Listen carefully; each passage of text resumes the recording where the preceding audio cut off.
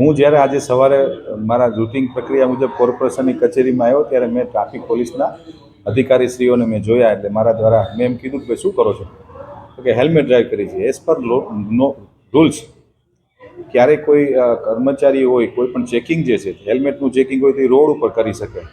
રાજકોટ મહાનગરપાલિકા હોય કે કલેક્ટર ઓફિસ હોય કે બહુમાળી ભવનમાં નાના માણસો બિચારા કામ લઈને આવતા હોય.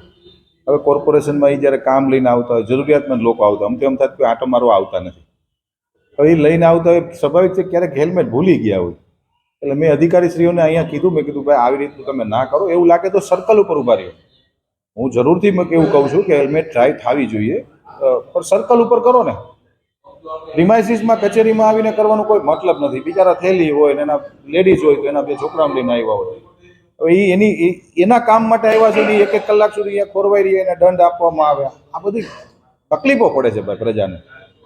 માટે મેં આજે રાજકોટના માનનીય પોલીસ કમિશનર સાથે વાતે કરી અને સાહેબે તાત્કાલિક ધોરણે અહીં અધિકારીશ્રીઓને સૂચના આપી અને એ લોકો વયા ગયા હતા. એ બદલ રાજકોટ પોલીસ કમિશનરશ્રીનો પણ હું મહાનગરપાલિકા વતી ખૂબ ખૂબ આભાર માનું છું કે એમને પણ ખ્યાલ આવ્યો કે આ પ્રકારનું ન થવું જોઈએ, એટલે એમનો આભાર માનીએ છીએ અમે.